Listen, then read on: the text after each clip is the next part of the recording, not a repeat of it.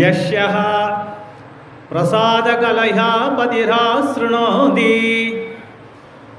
भङ्गः प्रधावति जवने च भक्तिमूकः हन्तः प्रवस्यति सूतं लभते स वन्द्या तं देवमेव वरदं चरणं गतोऽस्मि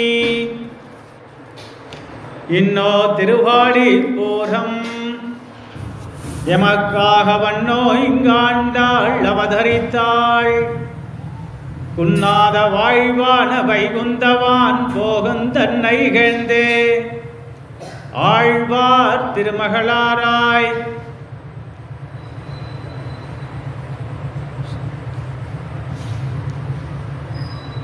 திருப்பாவையில் இன்று 19வது நாளாக 19வது பாசுரத்தினுடைய வியாக்கியானத்தை நாம் அனுபவிக்க இருக்கின்றோம்.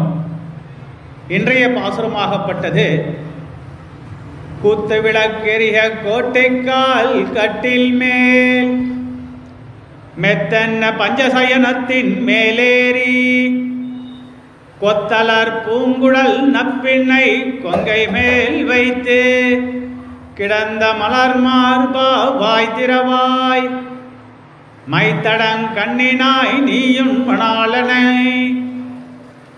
எத்தனை போதும் துயிலிழ ஒட்டாய் கான் எத்தனை ஏலும் பிரிவாற்றகில்லாயால் தத்துவமன்னு தகவேலோர் என்பாவாய்.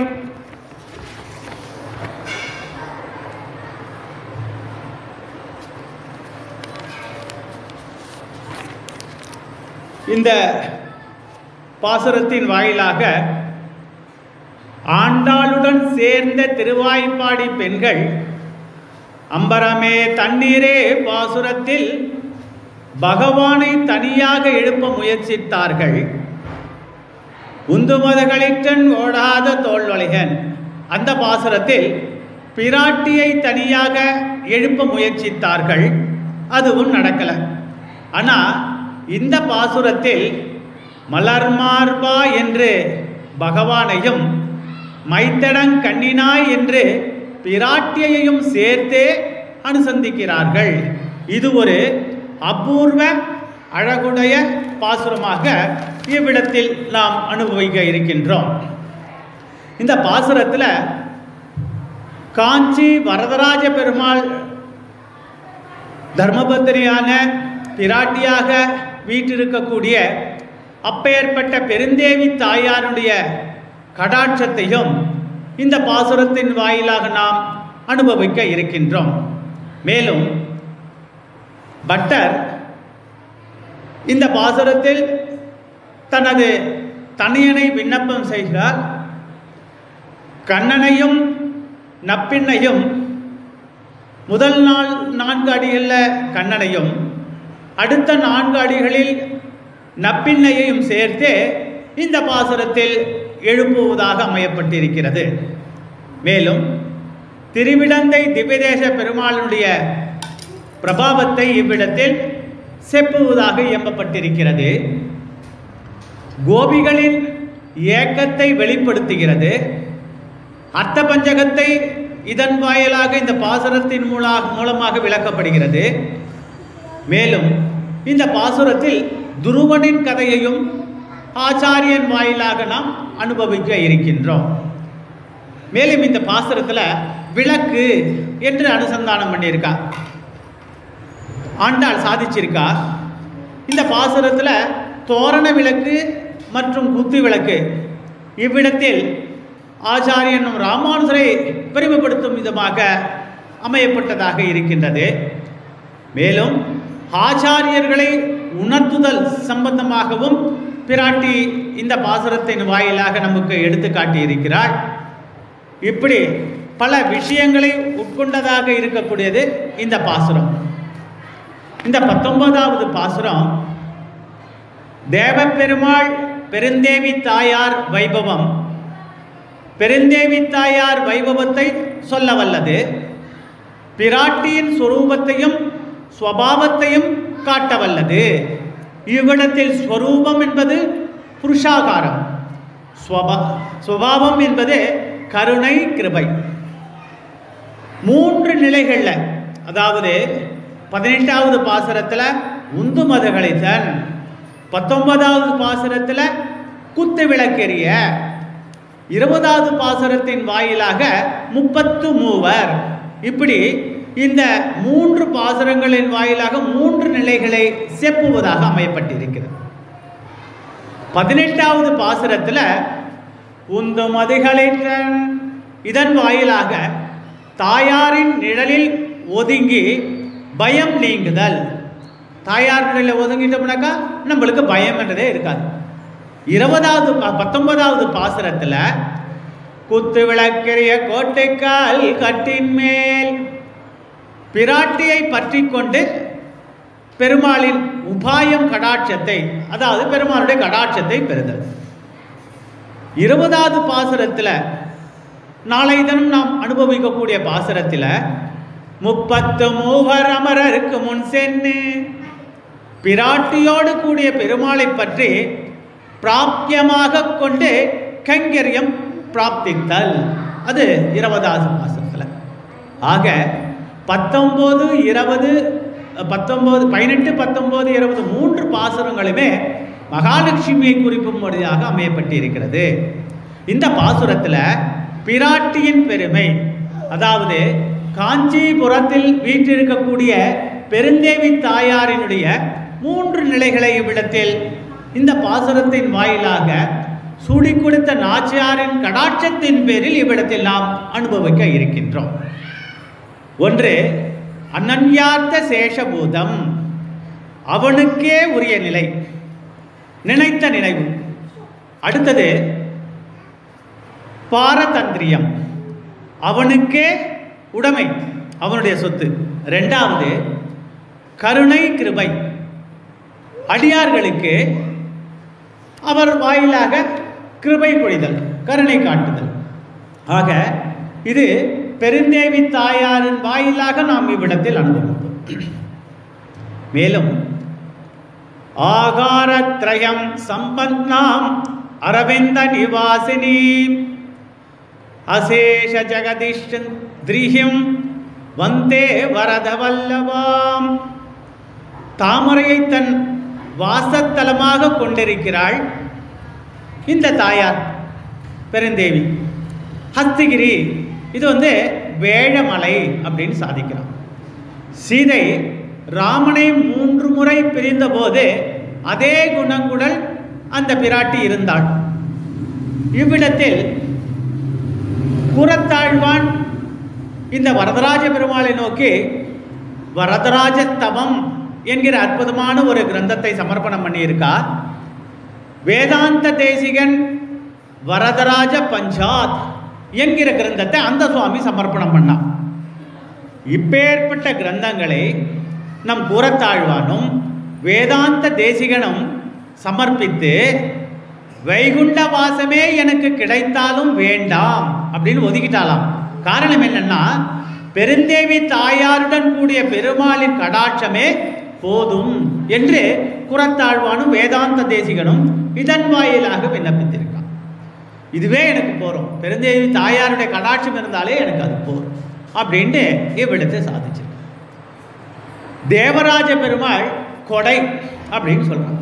இந்த இடத்துல கொடை வள்ளல் தன்மை, கொடுக்கும் தன்மை, ஹௌதரிய ஸ்வபாவம்னு சொல்றா இவ்விடத்தில். இந்த கொடுக்கும் தன்மை எப்பேற்பட்டது? தன் நோக்கி வந்தா யார் எதை கேட்டாலும் வரதன் வாரி வாரி கொடுத்துடுவாராம், தனக்குன்னு ஒன்று வச்சுக்க மாட்டார். இதன் வாயிலாக நாம் அறிவது என்ன? பிரபந்தத்தை அரையர் சுவாமிகள் இசையமைத்து வரதனுடைய திருவிழத்திற்கு பற்றுகைக்காக அவர் மனசை உற்சாகப்படுத்தி அதன் வாயிலாக தலையசைத்து பெருமாள் என்ன வேணும் கேள்வி கொடுக்கிறேன்னாலும் இவ்விடத்தில் நம் ராமானுஜரிக்கு ஆறும் அப்படின்னு கேட்டார். பெருந்தேவி தாயாரை தவிர எதை வேணாலும் கேள்வி கொடுக்கிறேன்னு சொன்னவர் இவ்விடத்தில் அவ கேட்ட உடனே ராமானுஜரை கேட்டார். ராமானுஜரை கேட்ட உடனே வரதராஜ பெருமாள் கொடுத்துட்டாராம். கொஞ்ச தூரம் சுவாமியை நடந்து போன பிறகு இவர் ரொம்ப வருத்தப்பட்டதாகவும் புராணத்தில் வாயிலாக அறியப்பட்ட செய்தி. ஆக கொடுக்கும் தன்மை, ஔதரிய ஸ்வபாவம் யாருக்குன்னா வரதனுக்கு. பெருமாள் புறப்பாட்டின் போது வாகனத்தின் மீது பிடிக்கும் குடை நம்ம குடையில் நினைக்கிறோம். ஆனால் அவ்விடத்தில் ஆதிசேஷனே குடையாக அமர்ந்திருக்கிறார்.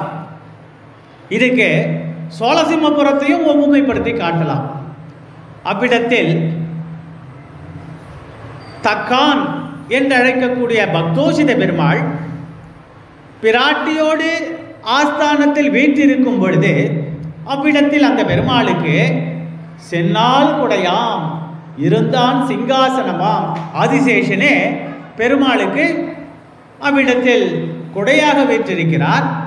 அதை காட்டிலும் முக்கியம் என்ன, மற்ற திவிதேசத்தை காட்டிலும் அந்த பக்தவச்சல பெருமாளுடைய வைபவத்தில் நம்ம பார்க்கும் பொழுது ஆதிசேஷனே அவ்விடத்தில் ஸ்ரீ சடாரியாக எழுந்திருக்கிறார். அதுதான் அவ்விடத்தில் விசேஷம்.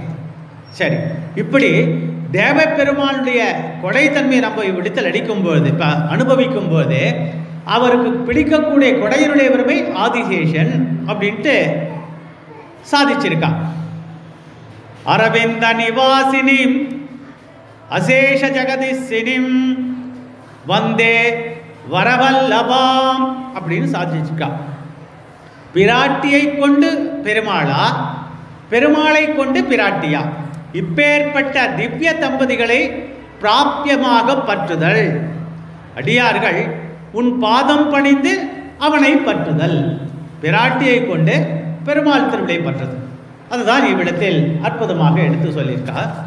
இன்றைய தினம் இந்த பாசுரத்துக்கு காஞ்சிபுரத்தில் வீற்றிருக்கக்கூடிய வரதராஜ பெருமாளும் பெருந்தேவி தாயாருடைய அந்த தாயாருடைய பெருமை இதன் வாயிலாக தொடக்கத்தில் நம்ம அனுபவித்தோம். இந்த பாசுரத்தில் பட்டர் தனது தனியனை விண்ணப்பம் செய்தார். நீலா துங்கஸ்தநகரிதடி சுப்தமுப்போக்த கிருஷ்ணம் பாராத்வயம் ஸ்வயம் ஸ்ருதி சதசிரசித்தம் அத்யாபயந்தி சோசிஷ்டாயாம் சரசிநிகிலிதம் யா பாலாத் கிருத்ய புங்கதே கோதா தஸ்ஸை நம இதமிதம் பூய ஏவாஸ்து பூயஹா. சம்ஸ்கிருதத்தின் வாயிலாக பட்டர் இவ்விடத்தில் விராட்டிக்கு இந்த தனியனை சமர்ப்பணம் பண்ணார். எம்பெருமானும் பிராட்டியும் கதவை திறக்கும் பொருட்டு ஒருவருக்கொருவர் போட்டி போட்டுக்கொண்டு முண்டி எடுத்து வருவதாக அமையப்பட்டுள்ளது. இவ்விடத்தில் நப்பின்னை பிராட்டி கதவை திறக்க முற்படும் போது கண்ணன் அவளை தடுக்க முற்படுகிறான். பிராட்டியோ கண்ணனிடம் பார்த்து பேசுறா, வீண் தர்க்கம் வேண்டாம், உன்னை கூப்பிடும் போது நீ உறங்கி கிடந்தாய், என்னை அழைத்த போது நான் தான் போவேன். இதை நம்ம திருப்பாவையின் முதல் பாசுரத்தினிலே நம்ம அனுபவித்தோம். ஆனால் இன்றைக்கு 19வது பாசுரத்தில் பட்டர் இந்த தனியனை சமர்ப்பணம் பண்ணார். அதன் வாயிலாக இந்த தனியனுடைய விளக்கத்தை இவ்விடத்தில் நாம் அனுபவித்துக் கொண்டிருக்கின்றோம். உம்பர் கோமானே உறங்காது எழுந்திராய். மேலும் கண்ணன் உனக்கு புருஷகார கிருத்தியத்தில் மட்டும் அன்பமே ஒழிய காரியம் செய்வதில் எனக்கு தான் உரிமையுள்ளது, உனக்கு இல்லை. கண்ணன் சொல்றார் பிராட்டியை பார்த்து, வரவால நீ கடாட்சியும் ரட்சியும் அப்படின்னு நீ சொல்லலாமே தவிர, ஆனால் அந்த மோட்சத்தை கொடுக்கிறதோ ரட்சிக்கக்கூடிய தன்மை என்கிட்ட தான் இருக்கு, அந்த பொறுப்பு, அதனால் உனக்கு இல்லை அப்படின்றான். அப்போது அதற்கு பிராட்டி சொல்கிறாளாம், மோட்சம் கொடுப்பதாகிய பெரிய காரியத்தில் எனக்கு யோகிதை இல்லையாயினும் அட்லீஸ்ட் கதவை திறப்பதாகிற சிறிய காரியத்தில் கூடவா எனக்கு யோக்கியதை இல்லை அப்படின்னு பெருமாளை பற்றி பிராட்டி கேட்குறாளாம். வீண் வம்பு பேசாதே கண்ணா, நான் தான் திறப்பேன். இந்த சம்பாஷணையை கண்ணாடி மூலமாக வெளியில் இருக்கிறவெல்லாம் பெருமாளும் பிராட்டியும் இப்படி பேசிட்டு இருக்கிற விஷயத்த கண்ணாடி மூலமாக அந்த ஆயர்பாடி பெண்கள் இவருடைய திருவடியை பற்ற முண்டி எடுத்து ஓடிக்கொண்டு வருகிறார்கள் அப்படின்ட்டு அவள் வெளியில் பார்த்துட்டு இருக்கா. எப்போ கதவு திறப்பா, பெருமாளுடைய திருவடியும் பிராட்டிய திருவடியை நம்ம பிடிச்சிக்கணும் அப்படின்னு. ஆனால் இவள் உள்ளுக்குள்ளே நடக்கக்கூடிய இந்த தர்க்கத்தை அந்த கண்ணாடியின் வாயிலாக இவ பார்க்குறான். இந்த பாசுரத்தில் கண்ணனையும் நப்பிண்ணையும் சேர்த்தே எழுப்புகிறார்கள். அதுதான் இந்த பாசுரத்தினுடைய விளக்கத்தில் தொடக்கத்தில் நாம் அனுபவிக்கின்றோம். முதல் 4 அடி குத்து விளக்கெரிய கோட்டிக்கால் கட்டில் மேல் மெத்தென்ற பஞ்சசயனத்தின் மேலேறி கொத்தலார் பூங்குழல் நப்பிண்ணை கொங்கமேல் வைத்து கிடந்த மலர் மார்பா வாய்த்திரவாய். இந்த 4 அடி கண்ணனுக்கு கோசரமோ, மைத்தடங் கண்ணினாய் என்று தொடங்கக்கூடிய பின்னால் அனுசந்திக்கக்கூடிய அந்த 4 அடிகள் நப்பிண்ணை பிராட்டிக்கு அப்படின்ட்டு இந்த பாசுரத்தின் வாயிலாக நாம் அனுபவிக்க போகிறோம். மேலும் திருவிடந்தை என்னும் திவ்யதேச பெருமாளையும் பிராட்டியையும் சேர்த்து சொல்லக்கூடிய பாசுரமாக இந்த 19வது பாசுரம் அமைகிறது. இவ்விடத்தில் கூத்து விளக்கெரிய கோபிகளின் ஏக்கத்தை வெளிப்படுத்துகிறது. அம்மா, நாங்கள் இருளை தேடியும் கல்முள் பாதைகளில் விரைந்தோம், மழை போல பெய்யக்கூடிய பனியில் உறைந்தோம், ஓடியும் வருகின்றோம். எங்கள் இருளை நீக்கி விளக்கேற்றுவது தானே உனது போகம். இப்படி படுத்தி கிடக்கலாமா? உண்மையில் விழிப்பொருளை நிரப்பிய பாட்டு இந்த பாட்டுன்னு சொல்றான். நமக்கு ஞானம் என்னும் வெளிச்சத்தை உண்டு பண்ணுவதற்காகத்தான் இவ்வாறு இருக்கு. குத்து விளக்கின் சுடருக்கு ஆச்சாரியனுடைய உபதேசம். விளக்கேற்றுறோம், விளக்கை ஏற்றினுடைய வெளிச்சம் வருது, இருள் மறைஞ்சு போகிறது.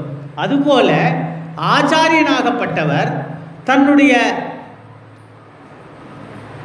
விஷயங்களின் வாயிலாக தத்துவ இத புருஷார்த்தங்களின் மூலமாகவும் வேதங்களின் வாயிலாகவும் திவ்ய பிரபந்தங்களின் சாரம்சமாகவும் அவற்றின் வாயிலாகவும் சேதனர்களுக்கு உபதேசிக்கிறார். அப்படி உபதேசம் பண்ணும்போது அதை கேட்கக்கூடிய அடியார்கள் ஞானம் என்னும் விளக்கிற்கு ஏற்றாற்போல் வெளிச்சத்திற்கு வருகிறார்கள். இந்த ஆச்சாரிய உபதேசம் இருளில் இருக்கக்கூடிய அடியார்களுடைய வெளிச்சத்தை போக்கக்கூடியவர் அப்படின்னு இந்த இடத்துல ஒப்புமைப்படுத்தி காட்டுறான். மேலும் கோட்டுக்கால் கட்டில் மேல், இந்த இடத்துல அர்த்த பஞ்சகம் எங்கே கிடைக்கிறது?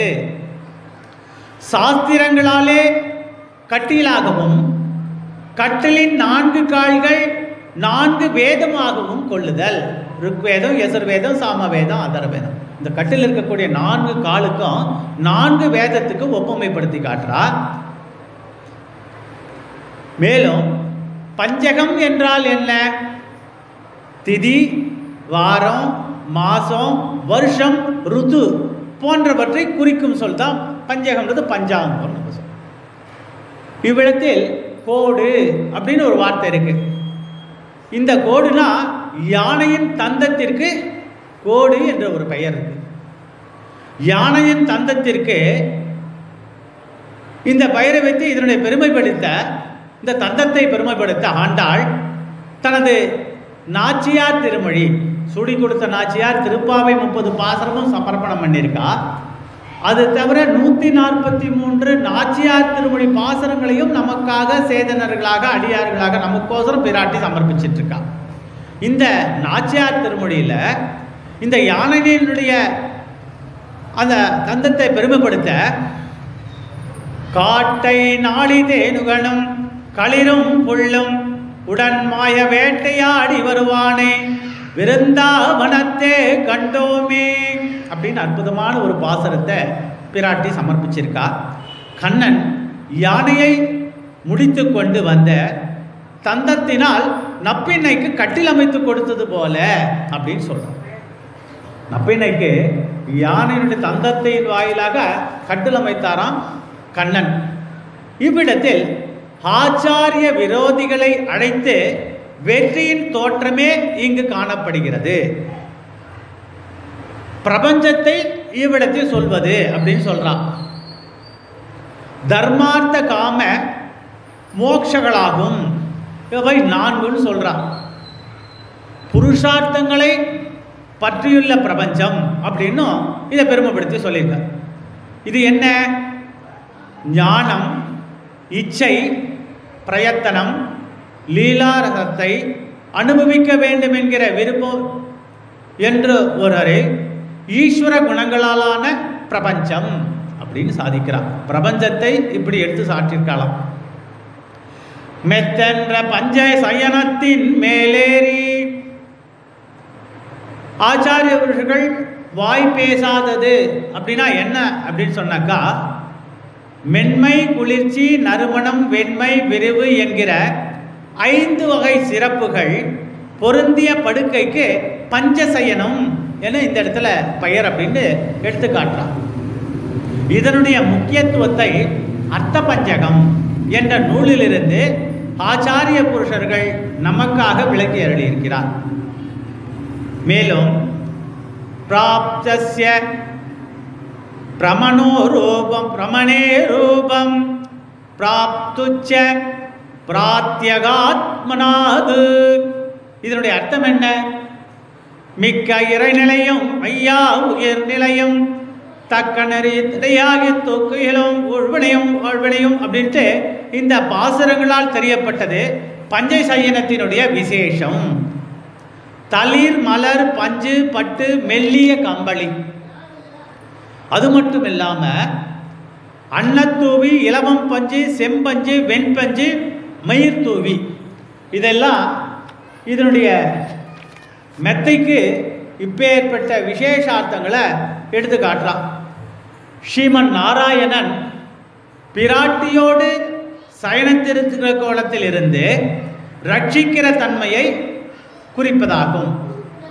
ஒரு பாட்டில் பெருமாளை மட்டும் பற்றினா, அடுத்த பாசுரத்தில் பிராட்டியை மட்டும் பற்றினா காரியம் நடக்கலை. ஆனால் பெருமாளோடு கூடிய பிராட்டியை பற்றினால இந்த இடத்துல காரியம் நடக்கிறது அப்படின்னு சொல்கிறான். ஆக ரட்சிக்கிற தன்மையை ஸ்ரீமன் நாராயணனோடு பிராட்டி இருக்கிறத வச்சு இந்த இடத்துல வெளிப்படுத்தி காட்டுறான். இதுக்கு ஒரு சின்ன கதையையும் சொல்கிறாளாம்.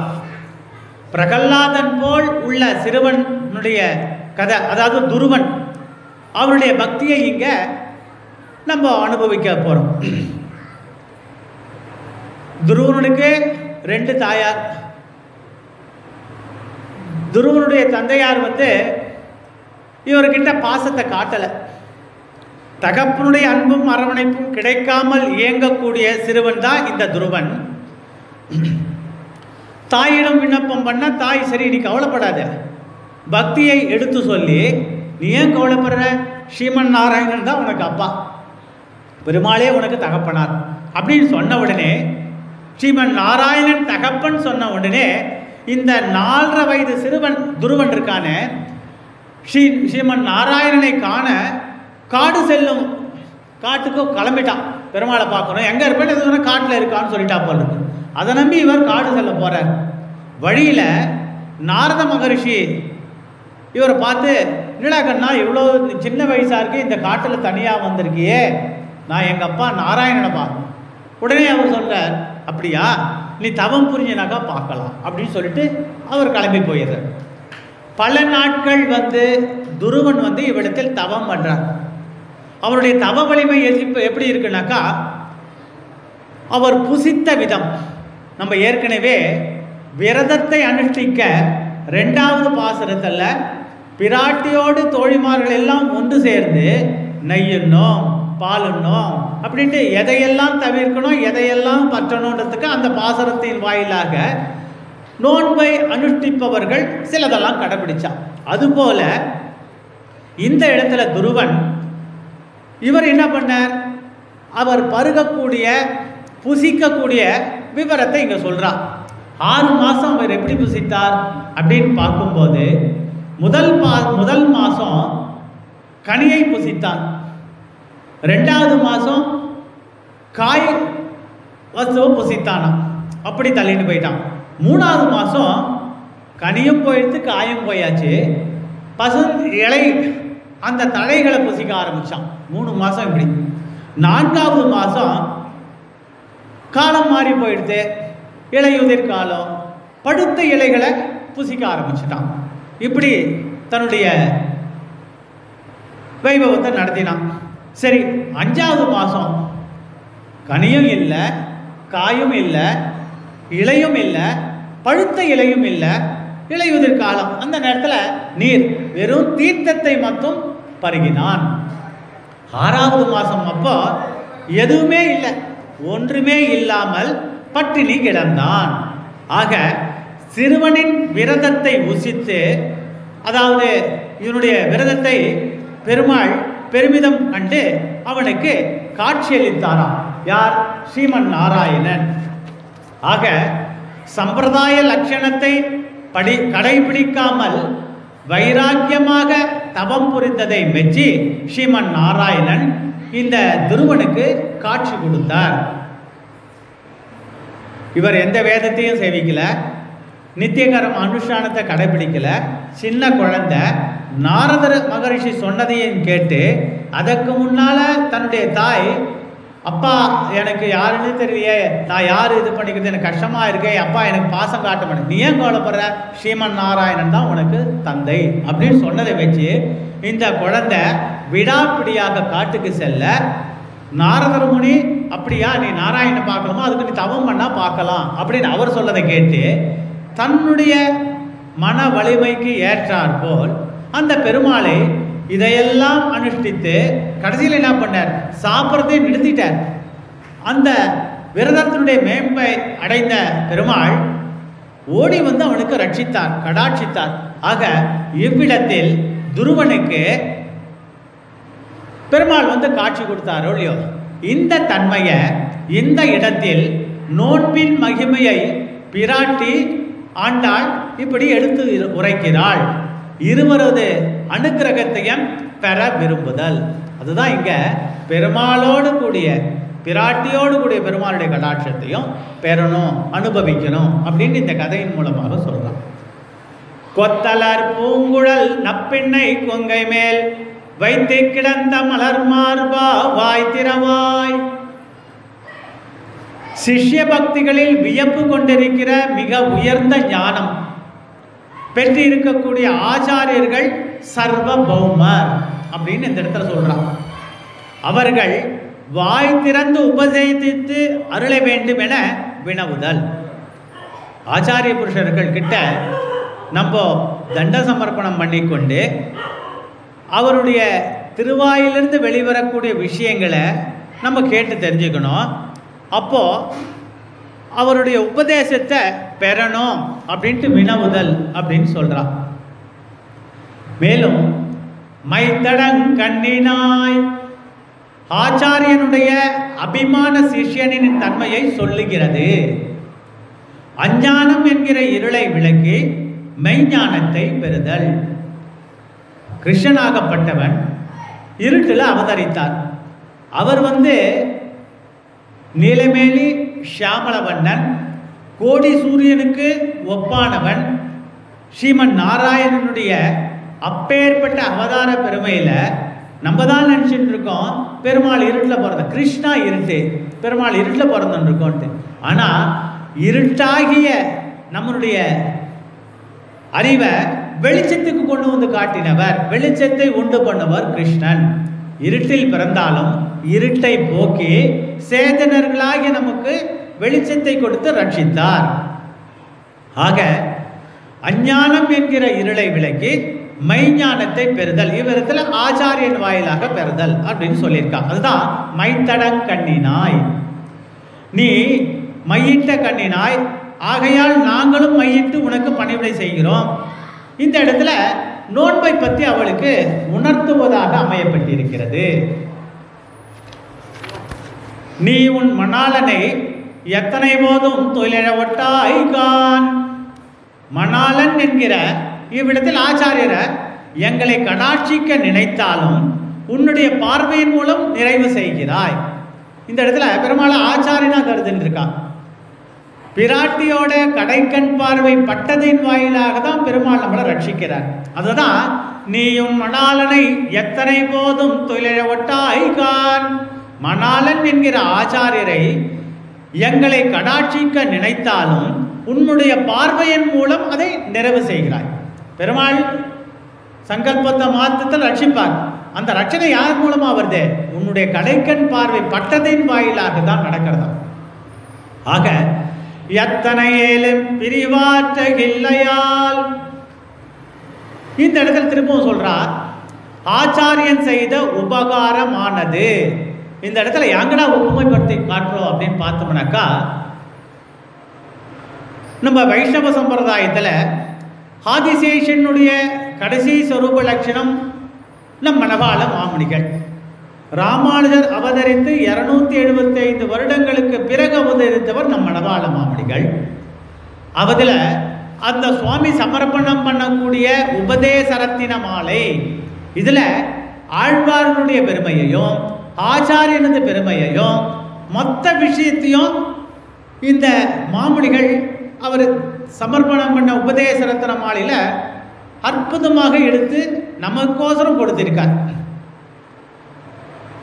இந்த இடத்துல ஆச்சாரியன் செய்த உபகாரமானது தூய்தாக நெஞ்சு தன்னில் தோன்றுமேல் தேசாந்தரத்தில் இருக்க மனந்தான் பொருந்த மாட்டாது இருத்தலினி ஏ தரியோம் யாம். ஆச்சாரியன் செய்த உபகாரமானது தூங்காத நெஞ்சில் என மாமுனிகள் இவ்விடத்தில் விளக்கத்தை கொடுத்திருக்கார். தத்துவம் அன்று தகவு, வேதாந்த விழுப்பொருளை அது அறுதியிட்டு காட்டுகிறது.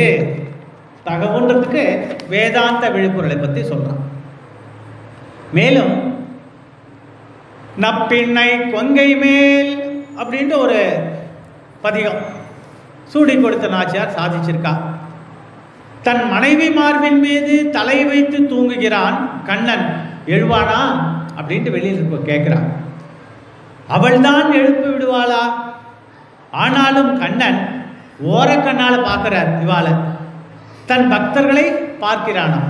படுத்திருந்தாலும் ஒரு கண்ணை போட்டிட்டு ஓரக்கண்ணால் அங்கே இருக்கிறவா பக்தர்களை பார்க்கிறாராம். நீ எங்களோடு பேசு என்று பாவை பெண்கள் கோரிக்கை எழுப்ப அவன் ஓரக்கண்ணால் பார்த்து நீங்களே அவளிடம் சொல்லுங்கள் என்று தன் மனைவியை நோக்கி செய்கை காட்டுகிறான் கண்ணன். தாயே, நீயே எங்கள் கோரிக்கையை கவனிக்கவில்லை எனில் அந்த மாயவனிடம் யார் எடுத்து சொல்லுவார்கள் அப்படின்ட்டு இவாள்லாம் விண்ணப்பம் பண்றான். அந்த பிராட்டியை பார்த்து கேட்கிறான். அவன் உன் மார்பில் தலை வைத்து கிடக்கும் பாக்கியத்தை பெற்றவன், நீ எங்களுக்கு அவன் வாயால் ஒன்றும் செய்ய வேண்டாம், அங்கே இருக்கட்டும். அவன் திருவாய் மலர்ந்து நன்றாக இருங்கள் மாசூசா. இந்த மாசூசா அப்படின்ற வார்த்தை எங்கே பார்க்கணுன்னாக்கா, காஞ்சிபுரத்தில் வரதராஜ பெருமாள் இருக்காரோ அந்த மூலவர் பெருமாளுடைய இந்த அசத்தை பார்த்தோம்னாக்கா அந்த அசத்தில் மாசூசான் அப்படின்னு எழுதியிருக்கோம். அதாவது நன்றாக இருங்கள் அப்படின்ட்டு பெருமாள் சொல்றார். இவ்விடத்தில் அதை வரதராஜ பெருமாளுடைய பெருமையை இங்கத்தை சொல்லி ஒரே ஒரு ஆசி வார்த்தை கிடைத்தால் போதும். அந்த பெருமாள் கண்ணன் வந்து நீ நன்னா நீங்கள்லாம் நன்னா இருங்கோ அப்படின்னு ஒரு வார்த்தை சொல்லிட்டாருனாக்கா எங்களுக்கு அது போகிறோம். அவர் வந்து உங்களுடைய இருக்கட்டும், உன்னையே அனுபவிக்கட்டும், நீ அவரை இந்த மாதிரியே சொல்ல சொல்லு அப்படின்ட்டு இவாளெல்லாம் கேட்கிறாளாம். நப்பிண்ணை நானும் இருக்கும்போது நப்பிண்ணையை மட்டும் எழுப்புகிறீர்களே என கண்ணன் குறைபட்டு கொண்டானாம். பெருமாள் சொல்றார், நான் இங்கே இருக்க, நப்பிண்ணை மட்டும் எழுப்புறீங்களே அப்படின்ட்டு கண்ணன் குறைபட்டு கொண்டு இருக்கான்னு சொல்றாளாம். இந்த பாசுரத்தினுடைய ஒட்டுமொத்த வெளிப்பாடை இவ்விடத்தில் நாம் அனுபவிக்க போகிறோம். அதனுடைய விளக்கம் என்ன? இவ்விடத்தில் விளக்கு அப்படின்னு பார்த்தாக்கா 2 வகையான விளக்கு சொல்கிறான். ஒன்று தோரண விளக்கு, ஒன்று குத்து விளக்கு. இந்த இடத்துல நம் ராமானுஜரையினுடைய பிரபாவத்தை வெளிப்படுத்தி காட்டுகிறான்.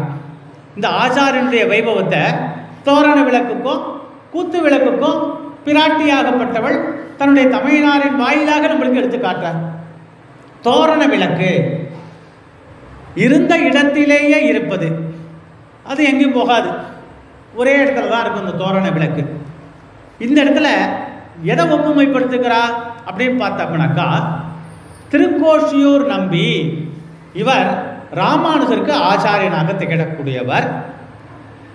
நம்ம ஒவ்வொரு நாளும் அனுபவிக்கும் போது திரு அஷ்டாத்திர மந்திரம் அப்படின்ட்டு அனுபவிச்சுட்டு இருக்கோம். இந்த திரு அஷ்டாத்திர மந்திரத்தை எம்பெருமானார் திருக்கோஷ்டியூர் நம்பிக்கிட்ட போய் கேட்டு தெரிஞ்சுக்கிறாராம். இது 18 முறை நடையாய் நடந்து கொண்டு சுவாமி அவரிடம் பெற்றதாக பெரியவாளாம் சொல்லியிருக்கா. இந்த விஷயத்தில் இவர் ஒரே இடத்துல இருக்கக்கூடியவர் திருக்கோஷ்டியூர் நம்பி. அவர் இடத்துல அவர் இருப்பார். அவரை தோரண விளக்குக்கு ஒப்புமைப்படுத்தி காட்டுறா. இடத்த நடந்து போய் அவருடைய கடாட்சத்தை பிறப்பவர் நம் ராமானுஜர். அடுத்ததாக குத்து விளக்கு, எளிதாக எடுத்து சொல்லக்கூடியது. ஆற்றுலேருந்து குத்து விளக்க கூடத்துலையும் வச்சுக்கலாம், மாடத்து மேலேயும் வச்சுக்கலாம், வெளியிலையும் வச்சுக்கலாம் இல்லையா. குத்து விளக்கு பூஜை கோவில்னு தான் நம்ம ஆற்றுலேருந்து அந்த குத்து விளக்கு கொண்டு வந்து வச்சுக்கலாம். ஆக தோரண விளக்கு நிரந்தரமாக இருக்கும், குத்து விளக்கு எப்படி எளிதாக எடுத்து செல்லக்கூடியதாக இருக்கும். இவ்விடத்தில் இந்த குத்து விளக்காக தேடக்கூடியவர் நம் ராமானுஜர். இதே ராமானுஜர் தோரண விளக்காக இருக்கக்கூடிய திருக்கோஷ்டியூர் நம்பிக்கிட்ட போய் நடந்து போய் அஷ்டாத்திர மந்திரத்தை பெற்றார். அவ்விடத்தில் அவர் தோரண விளக்கு, அவருடைய ஆச்சாரியர் திருக்கோஷ்டியூர் நம்பி. இவ்விடத்தில் குத்து விளக்காகவே திகழ்பவர் யார்? நம் ராமானுஜர். அதுதான் தோரண விளக்கு குத்து விளக்குக்கு ஆண்டாள் ஒரு ஒப்புமைப்படுத்தி காட்டுகிறார். கோட்டுக்கால் கட்டில் மேல் என்ற விடத்து ஏகதேச விக்தம் அனன்யவித் பவதி. இது வடமொழி சொல். ஏகதேச விக்ருதம் அனநயவித் பவதி. வல்லாரின் கொள்கைப்படி கோட்டு என்றதை கோட்டி என கொள்க. இவ்விடத்தில் திருக்கோஷ்டியராயிற்று. அதாவது திருக்கோஷ்டியூர் நம்பிய கோட்டி அப்படின்னு சொல்லக்கூடிய விஷயத்துல பிராட்டிப்படி நம்மளுக்கு எடுத்து காட்டியிருக்கா. இந்த வடமொழி சொல் இப்படி இருக்கு, இந்த இடத்துல திருக்கோஷ்டியூர் நம்பியை பற்றி சொல்லியிருக்கா அப்படின்னு சொல்கிறான். உடையவர் எளிய ஞான விளக்கம் பெறுவதற்காக, அதாவது ரகசியார்த்தம் திருக்கோஷ்டியூர் செல்வதை கூறுகிறது. இந்த ரகசிய அர்த்தமாக கூடிய இந்த மந்திரத்தை ஒரு ஆச்சாரியன் வாயிலாக பெறணும். அது ராமானுஜர் அவ்விடத்திலிருந்து திருக்கோஷ்டியூருக்கு சென்று அவருடைய ஆச்சாரியன் மூலமாக பெற்றார் அப்படின்னு சொல்றான். அங்கே நம்பிகள் சுவாமிக்கு அர்த்த விசேஷத்தை உபதேசித்த போது இதை ஒருவருக்கும் சொல்ல வேண்டாம் அப்படின்ட்டு அவர் என்ன சொல்றார், இதை யாருக்கும் சொல்ல மாட்டேன், சொல்வதில்லை என தம் திருவடி மேல் ஆணையிடும்படி நியமித்தாராம். திருக்கோஷ்டியூர் நம்பி, நான் இந்த ரகசிய மந்திரத்தை உன் காதுல சொல்றேன், இதை யாருக்கிட்டையும் சொல்ல மாட்டேன்னு சொல்லிட்டு என் திருவடியை பற்றி எனக்கு சத்தியம் பண்ணி கொடுன்னு கேட்டாராம். ஆக அது கால் கட்டில் என்பது சூஷகம். இந்த பாசுரத்தில் குத்து விளக்கிறிய கோட்டைக்கால் கட்டில் மேல், இந்த கால் கட்டிலுக்கு இந்த ஒப்புமையை கொண்டு காட்டார் ஆச்சாரிய புருஷர்கள். இவ்விடத்தில் கால்வது இவ்விடத்தில் திருவடி, ஆணை எம்பெருமானார் செய்தது.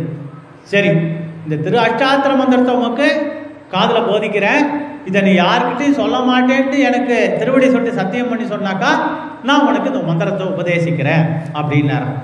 சரி அப்படின்ட்டார். சபதம் செய்து கொடுத்த இவர் சில விலட்சண அதிகாரிகளுக்கு உபதேசிக்கும் பொருட்டு கோபுரத்து மேலே ஏறினார். இந்த மந்திரத்தை இவ்விடம் மேலேறி அப்படின்றதுக்கு கோட்டுக்கால் கட்டில் மேல் அப்படின்ட்டு மெத்தன்ன பஞ்ச சயனத்தின் மேலேறி அப்படின்றால் இந்த மேலேறின்றதுக்கு ஆச்சாரியன் சொல்லிட்டார், இந்த மந்திரத்தை யார்கிட்டையும் நீ சொல்லக்கூடாது, எனக்கு சத்தியம் பண்ணி கொடு, அப்படி சொல்லிட்டேன்னா உனக்கு நரகம்தான் கிட்டும்னார். இதை திருக்கோஷ்டி நம்பியர் வாயிலாக நாம் அனுபவிக்கிறோம். இவ்விடத்தில் மேலேறின்றது கோபுரத்துக்கு மேலே ஏறிட்டார். ஏறிட்டு யார் யாருக்கெல்லாம் ஆசையுடையோர்க்கெல்லாம் சில விலட்சண அதிகாரிகளுக்கு, விலட்சண அதிகாரினா இவ்விடத்தில் பெருமானுடைய திருவடியை பற்றி இந்த மந்திரோபதேசம் பெறணுன்ட்டு எத்தனை பேர் நோட்டமாக இருக்காளோ இல்லையோ, அவளுக்கு இவ்விடத்தில் நம்முடைய ராமானுஜர் மேலேறி இந்த இடத்துல சூசகமாக அப்படி அவர் ஆச்சாரிய நியமனத்தையும் மீறி சத்தியத்தை மீறி செய்வதற்கு அவருடைய பரந்த உள்ளம்தான். என்ன சொல்றார், நீங்கள்லாம் வாங்க, யார் யாருக்கெல்லாம் மோட்சம் வேணுமோ நான் திரு அஷ்டாத்திர மந்திரத்தை ஓம் நமோ நாராயணாய இந்த மந்திரத்தை சொல்கிறேன். இந்த மந்திரத்தை நீங்கள் சொன்னீங்கன்னா நீங்கள் எல்லாரும் மோட்சத்துக்கு போகலாம். ஆனால் இந்த மந்திரத்தை அவருடைய குருக்கிட்டேருந்து பெற்றாரோ இல்லையோ, அப்போ குருக்கிட்டேருந்து பெறும்போது அவர் என்ன சொன்னார், யாருக்கும் சொல்லக்கூடாது, என் திருவடி சொல்லி சத்தியம் பண்ணு அப்படின்னு சொன்னால் உனக்கு நான் இந்த மந்திரத்தை சொல்கிறேன்னாராம்.